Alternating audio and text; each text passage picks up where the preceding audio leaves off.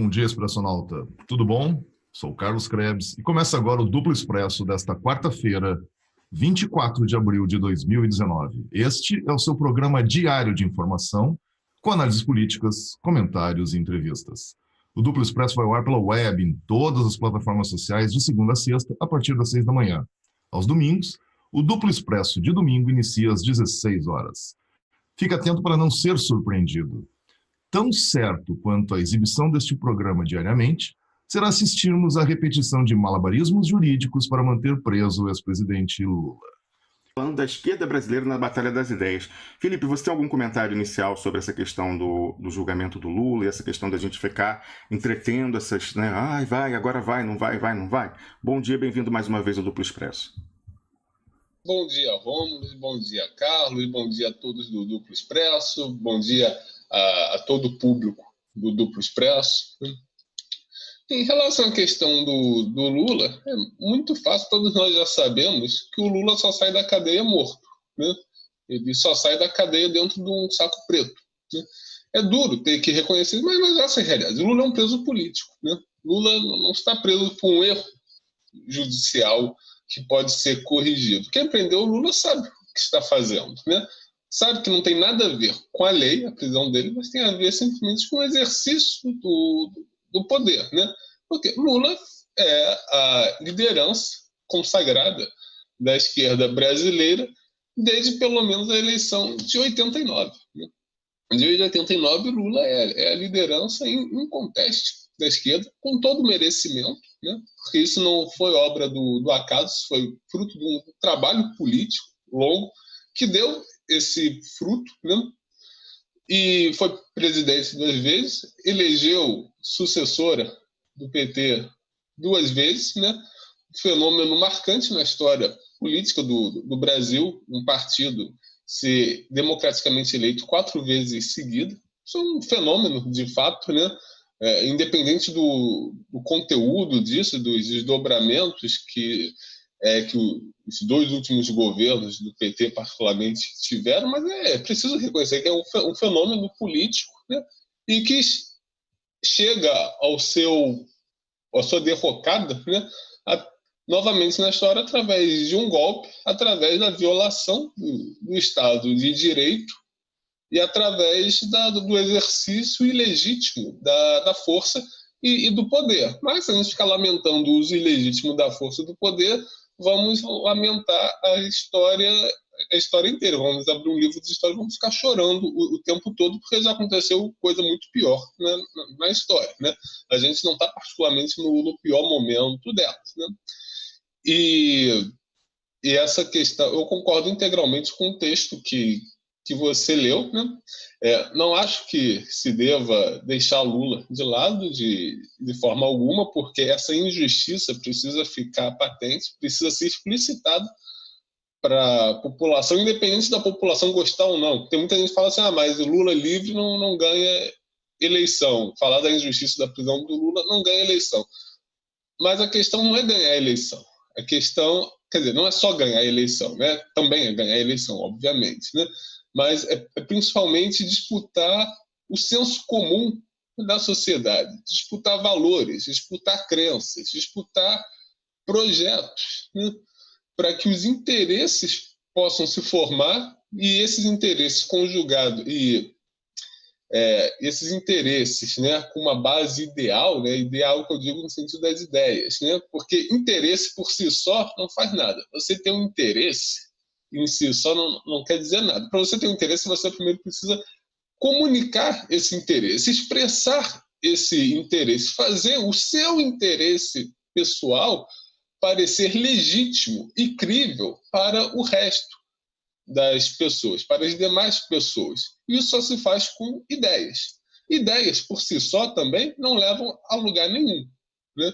Você ter ideias descoladas da realidade, ideias inaplicáveis à realidade, vai ser falatório, vai ser falar pelos cotovelos apenas. Ideias e interesses práticos têm que estar conjugados. E quando há transformações históricas, quando há mudanças históricas, ideias e interesses estão sempre articulados, juntos, para que os atores possam se mobilizar politicamente e serem mobilizados também. Ideias são instrumentos da disputa política pela mudança das instituições. Toda disputa política por mudança nas instituições e na distribuição de recursos que elas proporcionam, recursos materiais e recursos de poder também, né?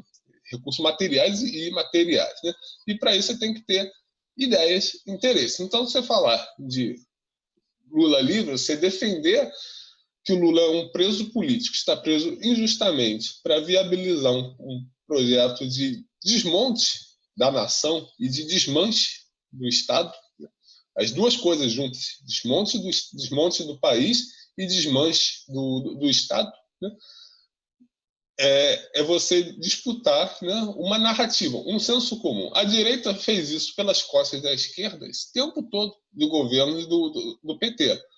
A direita disputou e ganhou o senso comum durante todos esses anos que o PT esteve no governo. Felipe, eles fizeram a tal da Revolução Gramsciana, muito melhor do que a esquerda, né? Não, assim, a direita fez a sua Revolução Gramsciana e a esquerda não fez. E é curioso que quem falava em Gramsci era a esquerda, né? O PT, né? Uma parte do PT sempre se reivindicou gramsciana, a lá Zé Dirceu e tudo mais. Não estou falando aqui juízo de valor, é apenas um fato. A turma do Zé Dirceu foi a primeira a ser derrubada, né? Então, a revolução gramsciana dele não foi bem aplicada. As ideias estavam... Assim, o como fazer...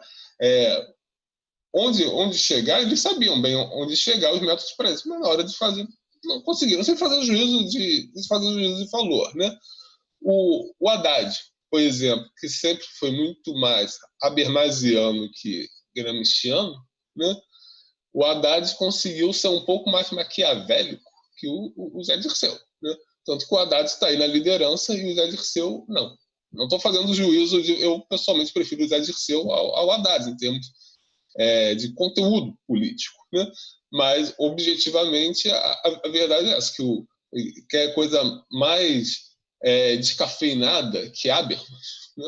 Que é coisa mais teoria da ação comunicativa, situação ideal de fala, uso público da razão, né? Essas coisinhas assim descafeinadas aí, né? Que o Haddad, que é a base do republicanismo do Haddad, né?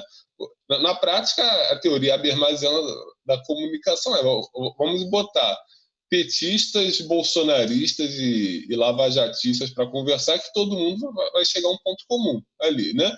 É uma nova geração, Felipe, da política café com leite. É o café descafeinado e leite desnatado. Exato. Mas isso é a retórica dele, né? O Haddad, na prática, acabou sendo mais maquiavélico, porque uma das lições de Maquiavel é ser mal sem parecer ser, né? Então o Haddad usou lá a teoria habermasiana dele para ser mais realista por trás, né? E não parecer que estava sendo. O Zé Dirceu, como sempre explicitou essa veia maquiavélica gramsciana dele, se tornou presa muito fácil, né? Ô, Felipe, essa sua colocação aí de que você tem que parecer mal sem parecer sê-lo, parece que de fato o Fernando Haddad sabe exercer muito bem esse lado maquiavélico, porque você vê pessoas como até pessoas inteligentes, sabidamente inteligentes como Ciro Gomes, até hoje acreditam que ele não fez nada para ser o candidato. Foi o pessoal que falou, olha, você vai ser o candidato do PT. Ele, poxa, eu, tal. Até hoje ele acha que o Haddad queria ser vice dele realmente, né? Exato, né? Até eu, por bastante tempo, também acreditei que o Haddad era mais tranquilo, mais gente boa, assim, vendo a história em retrospectiva, né? Nada como o tempo para a gente ver em retrospectiva muitas coisas. Eu estou vendo que o Haddad é um grande maquiavélico aqui dentro do PT, né? O cara conseguiu o controle do PT, né? Hoje é ele que está no controle do PT, passou a perna, inclusive, na Gleisi Hoffmann, né? Não que eu vá muito com a cara dela, mas a minha opinião pessoal não vem ao caso. Não vem ao caso, mas em termos da estratégia política, o Haddad conseguiu, até agora, o ponto máximo da carreira dele é agora, né? Que ele comanda, de fato, o PT, e a presidente do partido é nada. perto da liderança de fato dele. A presidência de fato do PT é do Haddad. A Gleisi Hoffmann é só uma formalidade dentro do partido. Então, isso esse maquiavelismo do Haddad foi tingido de habermasianismo, né? Justamente para esconder as reais intenções políticas dele. Não acho que ele esteja errado quanto a isso, objetivamente falando, mas a gente tem que ver se isso atende ao projeto político que nós temos, porque realismo político, maquiavelismo político pode ser utilizado para todos os lados, né? A gente tem que saber qual é o nosso e, a partir do nosso, estabelecer. Talvez a gente esteja sendo um pouco maquiavélico aqui, já explicitando o que tem que ser feito. Igual a grande crítica que se fez a Maquiavel é que, de fato, ele não era maquiavélico, porque se ele fosse maquiavélico, ele não teria escrito O Príncipe, né? Felipe, mas foi uma delação premiada, ele estava preso, precisava agradar os médicos, aí, falou, bom, vamos escrever o livro, né? A controvérsia se isso foi feito para agradar os médicos, né? Muitos consideram que foi um tratado político mesmo de como conseguir e administrar o poder, como conseguir manter o poder dentro de uma linha realista, ou seja, colocando a ética mundana, né, como autônoma em relação à ética religiosa, né? Mas e muitos dizem que se Maquiavel realmente fosse Maquiavel, ele não teria escrito O Príncipe, ele teria guardado aquelas lições para ele e praticado, como tantos outros príncipes e reis da época que fizeram isso. Eles sabiam o que tinham que fazer, mas talvez ele tivesse um ego um pouco maior do que a maioria das pessoas e quisesse que no futuro ele se repetisse em outras oportunidades. Exato. Ele, de qualquer forma, gravou o nome dele na história e outros. Mas tem controvérsia, Felipe, se ele de fato escreveu isso estando preso ali depois da restauração dos Médici? Porque no próprio início, ali no prefácio, ele faz um agradecimento, né? Dedica ao magnífico Lourenço de Médici e tal. Mas tem controvérsia se ele escreveu isso estando ou pelo menos concluiu e mandou estando preso? Não, preso ele estava. A controvérsia que tem é se ele fez isso simplesmente para agradar os Médici, né? Ele fez isso realmente para escrever um tratado sobre o poder, né? Ele também não foi o primeiro a fazer isso. Tinha um indiano lá, com um nome complicado que eu esqueci, que inclusive era mais maquiavélico que o próprio Maquiavel, né? Eu nunca o li, mas quem já teve acesso fala que Maquiavel é o ursinho de pelúcia perto do cara, né? Do indiano lá, que é bem antes do Maquiavel, né? Então, a gente aqui, lamento dizer, a gente aqui não está sendo muito maquiavélico. De repente, o pessoal do Brasil 171 está sendo mais maquiavélico que a gente, né? A gente pensa que a gente está falando as verdades para eles e eles falam assim, bobinhos, eles acham que a gente não sabe disso, né? A gente está querendo outra coisa aí, né?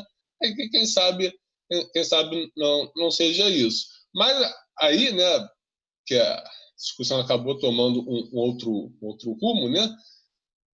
Disputar ideias é fundamental para disputar o poder, né? Isso tem que ficar bastante claro. E qual é a posição da esquerda hoje? Bem, todo mundo sabe que a esquerda foi derrotada, né, nas eleições passadas, e essa derrota eleitoral, como toda derrota eleitoral, ela não foi uma mera derrota eleitoral, né? Não foi.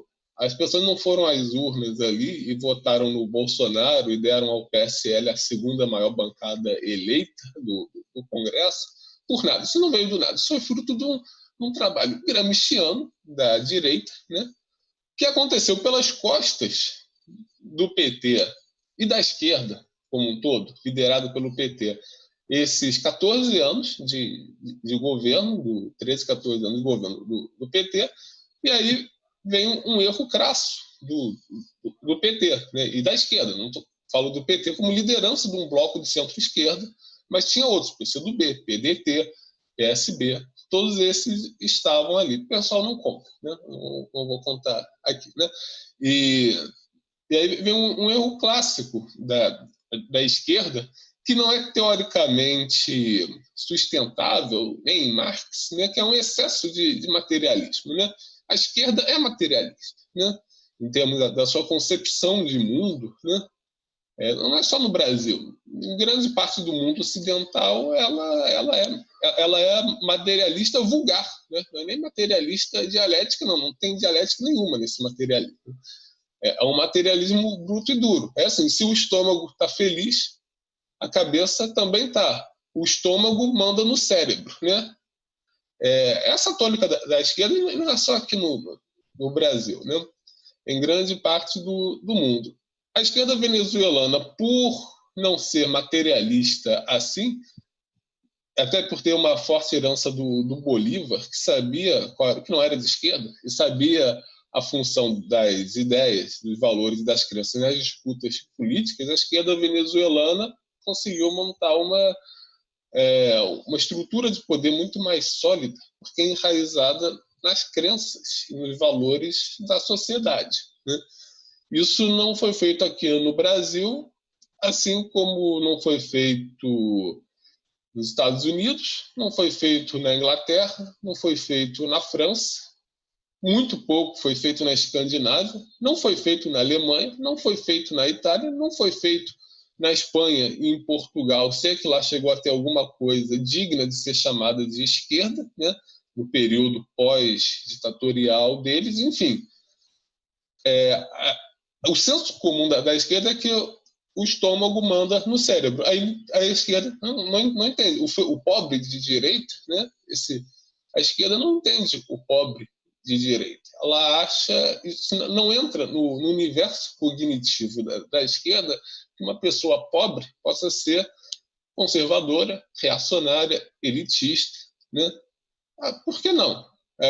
Eu não estou falando assim que o pobre tem que ser de direita. Também acho isso um horror, mas independente da minha visão pessoal, que sempre teve pobre puxa-saco, né? Sempre teve pobre que não se viu como pobre, né? Sempre teve pobre que tinha horror de pobre. Isso numa sociedade escravocrata, ainda por cima, né, numa sociedade Felipe, e que vê inclusive isso como uma chave de ascensão sociocultural, né? Aquele que fala no que ele se distingue do outro pobre, ele está pensando que ele, né, já está. Eu vi isso muito nos anos, vocês devem ter visto isso também, mas no Brasil, nos anos de ascensão social do lulismo, tá chamada aquela ascensão da classe C, e você vê aquelas pessoas que começavam a querer emular o papo da classe média tradicional, justamente para se desvincular daquilo e tentar dizer, não, agora eu pertenço a isso aqui. Aí falava mal do programa social, do Bolsa Família, do coisa e tal. Isso foi. Eu acho que no Brasil a gente testemunha bem isso, né, Felipe? É inegável. Exato. Eu uma vez vi um cara na Praça 15, isso foi no ano passado, né? Um cara, digamos assim, não pode parecer preconceituoso, assim, mas o cara tinha uma aparência assim, digamos assim, que ele provavelmente não nasceu no Leblon, nasceu na Baixada, mais provável ter nascido na Baixada do que no Leblon. Espero que não pegue mal. E contextualizando Praça 15, ali na região central do Rio de Janeiro, na aula, mas uma região com, assim, popular, podemos dizer assim, trânsito de pessoas populares. Região central do Rio de Janeiro. Aí ele estava com uma placa ali, porque tinha um pessoal ali de Lula livre ali, tudo mais ali, né? Uma meia dúzia de gatos pingados, e esse cara ali estava com uma camisa da CBF com uma placa escrito "Não existe almoço grátis, Milton Friedman", escrito ali, né? Ou seja, o cara estava colocando uma frase do Milton Friedman ali. Agora não lembro se era essa ou se a esquerda administrar o deserto do Saara, em pouco tempo vai estar faltando areia, né? Não, foi essa frase que estava no cartaz ali, né? E Milton Friedman ali, né? Ou seja, desde quando um cara daqueles ali chegou a tomar conhecimento de Milton Friedman? Não é porque ele estudou em Chicago. Ele não estudou na Universidade de Chicago, muito provavelmente, né? Isso foi o quê? Isso é um trabalho ideológico da direita. Isso é a prova do sucesso de um trabalho ideológico da direita que chegou até esse setor da população, um setor, digamos assim, que por si só não teria condições de alcançar um grau de escolarização para chegar a tomar conhecimento de uma bravata dessa, né? Mas chegou. Isso é o quê? Isso é fruto de um trabalho ideológico. E a esquerda não vê isso. Por quê? Porque a esquerda é excessivamente materialista e materialista vulgar. A esquerda, o senso comum da esquerda, hoje em dia um pouco menos, mas ainda assim bastante se o estômago tá feliz, o cérebro vai estar. Se o estômago tá insatisfeito, a cabeça também vai estar. E não é assim. Muitas vezes é o contrário. A cabeça que controla o estômago. Então, se o cara, dependendo das crenças que a pessoa tenha, né, ela pode até achar legítimo passar fome. Porque depende se ela merece aquilo. Ela vai se convencer de que ela merece aquilo, né? E que essa situação tem que perdurar. É claro, existe também um aspecto material, porque a inconformidade do corpo, né, a inconformidade física também pode disparar dispositivos mentais, acionar mecanismos simbólicos que vão contra isso. Mas, em termos de política, nada vem por acaso, né? Nada vem automaticamente. Tudo é fruto de um trabalho político, né? Há um tempo atrás, se você chegasse para uma pessoa do PT e falasse de pobre de direita, a pessoa ia te chamar de reacionário, né? O PT, e grande parte da esquerda, se negava a aceitar esse fenômeno do pobre de direita. Eu achava que todo mundo que ganhava Bolsa Família, todo mundo que estava emergindo, graças às políticas sociais e de desenvolvimento do PT, todas elas eram muito graças ao PT, porque a vida delas estava melhor, porque estava comendo carne, estava comendo iogurte. E não era assim. Aí, quando a esquerda se deparou com o fenômeno do pobre de direita, quando vê que a Baixada Fluminense, uma área paupérrima do estado do Rio de Janeiro, deu 75% de voto para o Bolsonaro, aí a esquerda fica assustada e acha que todo pobre é de direita. Também não é assim, né? Nem 80.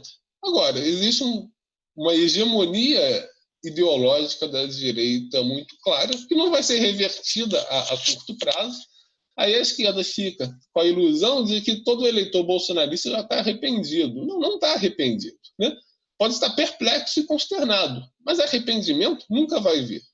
Até porque até hoje não existe nenhum eleitor do Collor arrependido. O único eleitor do Collor arrependido que eu conheço é o meu avô. É o único que assume que votou errado em 89, né?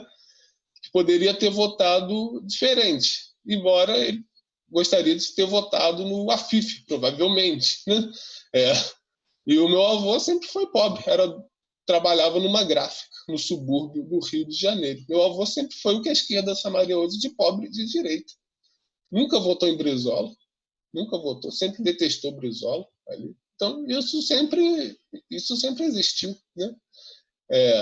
Felipe, tem uma tradição, né, no Rio de Janeiro, mas isso deve ser extrapolável para outros centros urbanos também, de pessoas que não são pobres, nem pobres, assim, mas que não são exatamente ricas, né?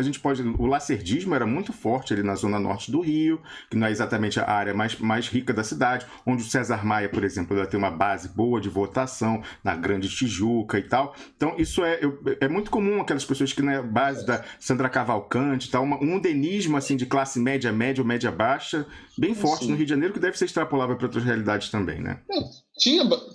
Tem bastante isso, né? A minha avó até hoje fala do Lacerda com muita saudade, né? Com muita consideração, né? Minha avó e minha tia-avó, todas elas são lacerdistas até hoje, né? E, no entanto, passaram fome na infância no subúrbio do Rio. Começaram a trabalhar crianças em fábricas no subúrbio do Rio, né? Então, nunca foram de classe média. Não era nem porque Tijuca não é bairro povão do Rio de Janeiro. Tijuca é classe média, né?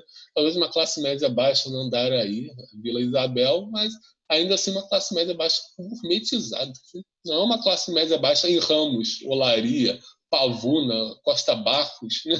Acari, Coelho Neto, né? Então, Padre Miguel, é totalmente diferente dessas áreas. E a direita, a extrema-direita, sempre teve votação nessas áreas ali, né? Então, você pegar, mesmo nos áureos tempos do Brizola e do Lula, né? A oposição de direita ao Brizola e ao Lula sempre teve na casa de 30% a 40% de votos, né? nesses bairros. E dificilmente tem alguém ali rico morando ali, né? Então, isso você sempre teve. A esquerda fica assustada com esse fenômeno agora, como se pobre tivesse que ser de esquerda por direito divino, né? Não é por direito divino que a esquerda tem o voto do pobre, né?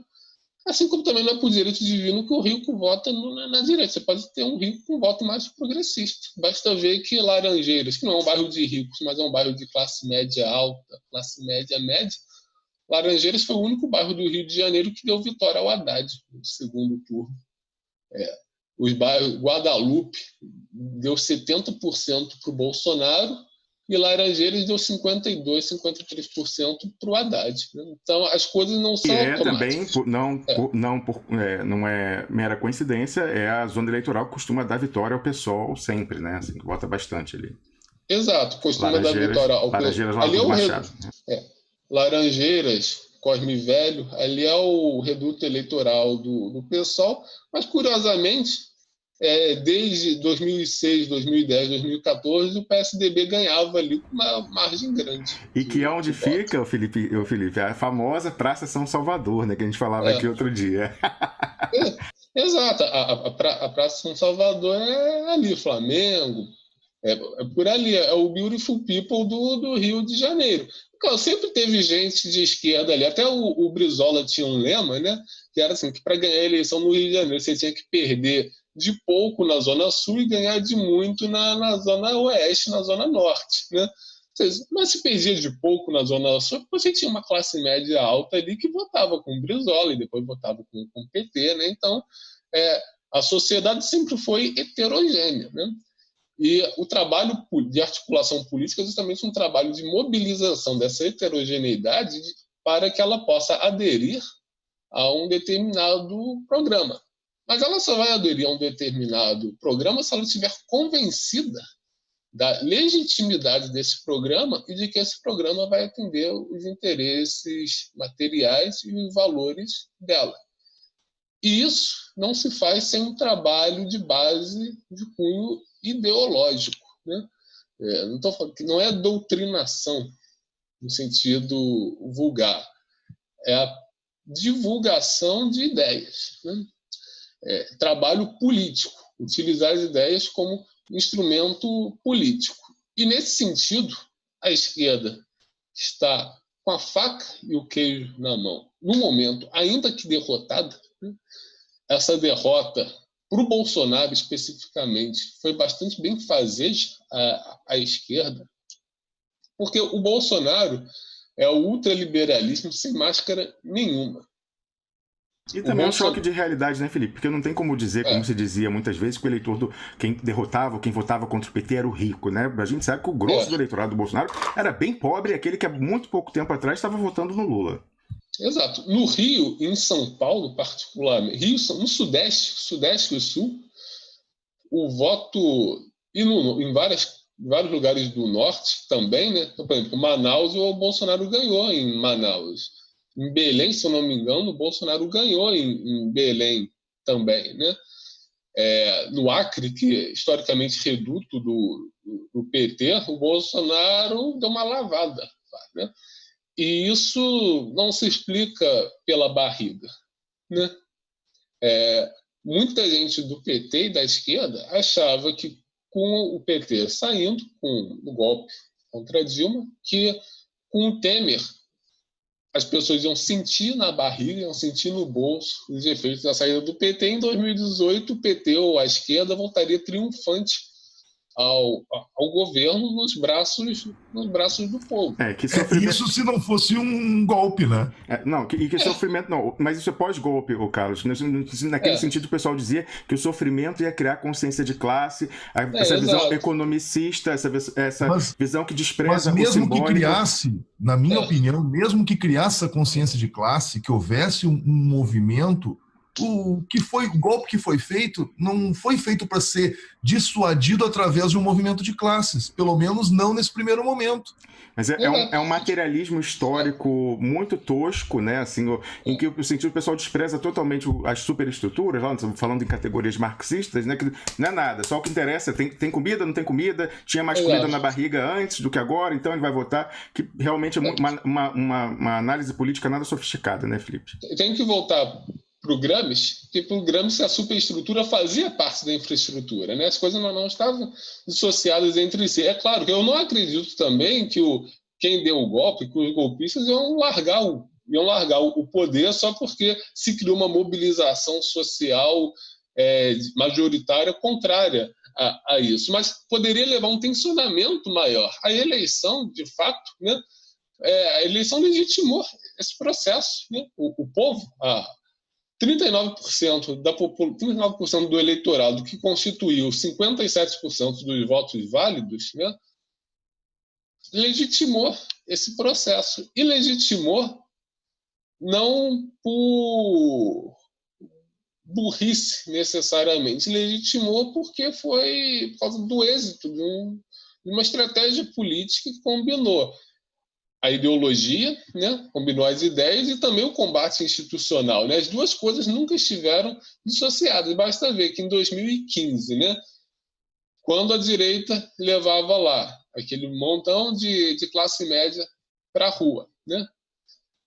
Aquilo ali, com o pato amarelo, na quarta-feira, aquilo ali criou uma sensação de maioria. A mídia trabalhou para que aquilo fosse colocado como a maioria das pessoas que estavam ali. Então, quem estava em casa assistindo, que era a maioria das pessoas, acabou acrescentando que a maioria, de fato, estava ali. E quando aquilo aconteceu, o preço de negociação do governo Dilma no Congresso subia, né? Ou seja, a direita combinou a articulação das ruas com a articulação institucional e foi fazendo isso para derrubar a Dilma e legitimar todo o processo de desmonte e desmanche do Estado. E olha que, mesmo, apesar de todo esse projeto, ainda há alguma resistência social ao projeto em si, para tirar direito trabalhista, privatização de estatal e restrita, porque tem que lembrar do trabalho ideológico que o Getúlio fez lá atrás, né, que incutiu no brasileiro uma mentalidade nacionalista, né, que é bem menor hoje, porque a direita já vem fazendo um trabalho de base, digamos assim, de 40 anos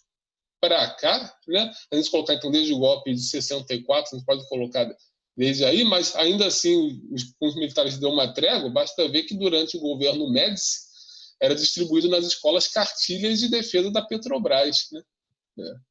Coisa que o PT nunca fez. Ou seja, o Médici trabalhou mais uma ideologia de defesa da Petrobras do que o PT. Né? Não estou aqui malhando o PT, mas é por quê? Porque a esquerda, que na época liderada pelo PT, achava que só a barriga já estava dando conta, quando existem coisas muito mais complexas, né, que podem se tornar crenças populares, mas para isso precisa de um trabalho político que não houve. Só Bolsa Família, embora seja muito importante, mas Bolsa Família não compra a consciência de ninguém. Ô, Felipe, vamos lembrar também, Felipe, que apesar do PT ser o executor da esquerda durante um período, faltou cabeças pensantes no resto, nos outros partidos também, para se preocupar com essa questão. Também delegaram ao PT a tarefa de fazer o que o PT não estava interessado em fazer. Ninguém cobrou isso do PDT, não cobrou isso, PSB não cobrou. Muito pelo contrário, todos eles surfaram nessa onda do PT e do Lula quando estava bem, né? Agora, muitos querem criticar, mas na época estava todo mundo surfando nisso.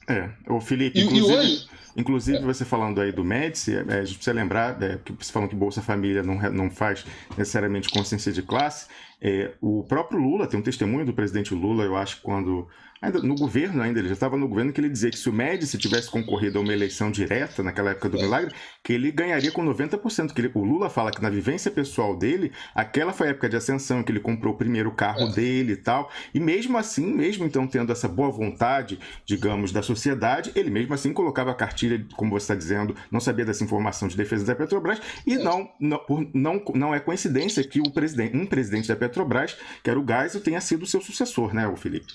Exato. A cartilha do Tonico e Petrolino, né? Que eram, não sei se o Carlos lembra, né? Eu já botei isso no meu Facebook, mas já tem um tempo. Eu vou resgatar isso aí lá do baú do meu Facebook, né, para mostrar, porque é interessantíssima a cartilha, né? E é uma cartilha que poderia muito bem ter sido divulgada pelo PT ou pela esquerda, né? Não é uma cartilha reacionária, muito ainda tem uma questão de inclusão racial ali, né, que é impressionante. Numa ditadura abertamente racista e oligárquica, né, você tem uma questão de inclusão racial dentro de uma questão de defesa da Petrobras, avançadíssimo para a época. Lembrando que o presidente da Petrobras na época era o Geisel, e não à toa. Mourão e Olavo de Carvalho não perdem a oportunidade de malhar o Geisel, né? Geisel é o Judas dos entreguistas, né? Vargas e Geisel são os Judas dos entreguistas. E o Lula está preso porque o Lula, que veio para negar tanto Vargas quanto Geisel, acabou continuando-os por uma via democrática, dentro daquela base do PT, mas ele deu prosseguimento a muito daquilo. Simbólico disso é o Almirante Otton, que trabalhou com Geisel e com o Lula, né? E é por isso que o Mourão lá nos Estados Unidos, todo mundo aplaudiu ele quando falou: Geisel não foi eleito, eu fui, né? Aí os americanos lá, todo mundo bateu palma para ele. Onde que tem tanto americano assim que sabe de Geisel? Eles sabem. A gente não sabem nem de Geisel e nem de que a gente não vota em vice-presidente. Eles não sabem de nada lá. Exato. Objetivamente, a chapa Bolsonaro-Mourão foi eleita, mas ninguém se ligou no Mourão, porque assim como ninguém se ligou no brasileiro, não se liga em vice. Isso aí é um traço da cultura política brasileira e que permanece, né? E isso só é possível porque, mais uma vez, houve um trabalho de busca da hegemonia, né? A construção da hegemonia, que é a dominação institucional, mas a dominação ideológica, que foi muito bem feita pela direita. Mas a esquerda tem a faca e o queijo na mão hoje, porque o governo Bolsonaro ele é a crueza do ultraliberalismo sem nenhum disfarce ideológico, né? Mesmo o disfarce de manutenção da ordem pública, um Caxias que vai restaurar a decência e a pureza perdidas. Decência e pureza, essa que nunca existiram, né? Não sei de onde que essa gente tirou, e ainda mais porque geralmente quem fala isso, que tem que ter um militar Caxias para restaurar a decência e a pureza, são as pessoas mais indecentes e mais impuras que existem, né? Uma hipocrisia assim, sensacional, mas que Nelson Rodrigues já falava isso nos anos 40, nos 50, até aí também nenhuma novidade aí, né? A esquerda tem a faca e o queijo na mão porque o Bolsonaro ele mostra a que veio. O Bolsonaro foi claro: eu não vim para construir, eu vim para desconstruir, né? Curiosamente, ele falou isso no dia da visita à CIA, né? E como sabemos que é a CIA que está por trás tanto dessa extrema-direita Olavete quanto dessa esquerda lacradora identitária, né? O uso do termo desconstruir não foi aleatório, né? Ele poderia ter usado destruir, mas existe uma estratégia política, uma estratégia geopolítica de desconstruir, de usar esse termo, né? Os identitários, os lacradores adoram esse termo Eu queria saber se os identitários lacradores, porque eu sei que o Olavo de Carvalho não fez isso, mas se os identitários leram o Derrida e a teoria do desconstrutivismo. Eu acredito que não. O Felipe, desconstruir e problematizar, são as duas palavras preferidas. Exato. E não é tudo isso que o Bolsonaro está fazendo, está desconstruindo e está problematizando tudo. Tudo o Bolsonaro, toda a herança da era Vargas, inclusive da ditadura militar que o Bolsonaro diz exaltar, toda essa herança está sendo problematizada pelo Bolsonaro. É a estatal que é ineficiente, é a Petrobras que é um dinossauro, é jurássico. Então, tudo, o Bolsonaro que está adotando um identitarismo de extrema direita. E o Carlos Krebs falou de Derrida, os identitários não leram Derrida, mas a CIA leu. E como a CIA é o comando, então já estava... teve até um soldado, uma vez perguntaram para um soldado soviético se ele já tinha lido Marx. Aí o soldado falou que não, que o Lenin já tinha lido e que para ele já estava bom, né? Com os identitários é a mesma coisa, os identitários não leram Derrida, mas a CIA leu e para eles já está bom, já basta, né? E aí, para concluir a linha de raciocínio, para a esquerda voltar a ter uma vantagem agora, além do trabalho ideológico de base que todo mundo está falando, mas mais do que isso, tem que ser firme na defesa de um programa de centro-esquerda. Eu não estou falando que tem que ter um programa revolucionário, leninista, stalinista, bolchevique. Não tem que ter nada disso. É o programa clássico da esquerda trabalhista, da esquerda social-democrata. Lei trabalhista, a importância de ter o Estado regulando as relações trabalhistas, a importância de ter o Estado regulando as estatais nos setores estratégicos, a importância de ter Correios, de ter Petrobras, de ter Eletrobras, de ter Embrapa, enfim, isso tudo. A esquerda tem que fazer essa defesa da soberania nacional e do estado de bem-estar, social. E, nesse sentido, é muito grave quando quadros da esquerda, como o Haddad, por exemplo, fala que a CLT é atrasada, né? Que o trabalho assalariado não pode ser a única forma de construção de relação trabalhista. Gravíssimo ele falar isso hoje, né? No contexto de hoje, né? É gravíssimo você ter uma parte da esquerda soltando fogos para Tabata Amaral, requentando todo o discurso do Mário Covas e do Fernando Henrique nos anos 90, gravíssimo, falando que tem que ter mensalidade em universidade pública, que tem que ter a nova Previdência, e com Dória, tirando foto com Dória para exaltar a nova Previdência. Tem até hashtag para isso, nova Previdência, olha o absurdo. Então, quando você tem uma parte da esquerda que passa pano para o Haddad e para Tabata Amaral, como lideranças, como personalidades, eles são personalidades da esquerda, do campo de esquerda hoje, quando uma boa parte da esquerda passa pano para eles, defende essas ideias deles, na verdade, essa aceitação da esquerda, esse tipo de ideias, acelera o processo de desmonte do país. A esquerda, ao invés de ser um entrave, quando a esquerda se resigna e aceita parte da agenda da extrema-direita ultraliberal, essa esquerda está acelerando o processo de desmonte do país. Essa esquerda não está se viabilizando como uma oposição, como alternativa, né? Isso vai ter um preço depois, porque é claro que o governo do Bolsonaro não se sustenta. Um governo que diz expressamente que veio para desconstruir e não para construir, um governo desse não se sustenta. Também a própria ideologia transmitida aí não é sustentável do ponto de vista político. Mas o que vem depois aí, né, dele? Se a esquerda não se viabiliza como alternativa, não é que as ideias trabalhistas, social-democratas, nacionalistas vão deixar de existir. Só que elas podem ser incorporadas, inclusive, por grupos que não são de esquerda, né? Não é o que a gente está vendo na Europa, uma extrema-direita na Itália e na Polônia assumindo bandeiras tradicionalmente da esquerda, social-democrata, né? E a esquerda italiana aceitou a reforma da Previdência deles, aceitou uma idade mínima elevada, aí veio a extrema-direita de Salvini e rebaixou a idade de aposentadoria. E que está prestes a instituir a renda mínima, né, a renda mínima universal na Itália. Realmente vai dar um nó na cabeça de muita gente se isso acontecer, né, Felipe? Mas na nossa não vai dar não, né? Mas isso foi porque poderia ser a esquerda fazendo isso, mas a esquerda europeia se resignou completamente e não se colocou como alternativa, ela se colocou como parte daquele sistema liberal. E aqui no Brasil, com Haddad e Tabata Amaral, a gente segue a mesma coisa. A gente acelera esse processo de desmonte e entrega para outros grupos que ainda não se fizeram presentes, mas poderão se fazer, por exemplo, Garotinho aí, né, alguns outros setores, entregar para esses grupos a defesa dessas pautas populares que sempre foram características da centro-esquerda, né? Então, essa disputa de ideias precisa, primeiro de tudo, de uma firmeza programática. Ô, né? Felipe, a gente aqui, o Paulão já chegou, mas eu até sugeriria, eu vi que você compartilhou uma fala da Clarissa Garotinho, eu nunca entendi, ou talvez entendesse, né, não era mais mal-estar, a hostilidade clara que essas forças de esquerda mais, digamos assim, mais ideológicas, sempre tiveram com relação ao Garotinho, que era alguém que conseguia entrar para dividir no eleitorado evangélico, que tinha sua capacidade de comunicação, ele é um comunicador, era um radialista, com as classes populares, e ele sempre foi muito hostilizado, mesmo quando faziam parte do seu governo, no primeiro governo, e depois quando já eram oposição junto com a Globo, no governo Rosinha, sempre foi uma coisa, justamente porque ele tinha aquela característica mais popular, mas eu acho que isso a gente outro dia tem que discutir, porque é interessante. Você falava aí da questão da Tabata Amaral e do Haddad como lideranças. Como você falou, é o manda-chuva de fato no PT.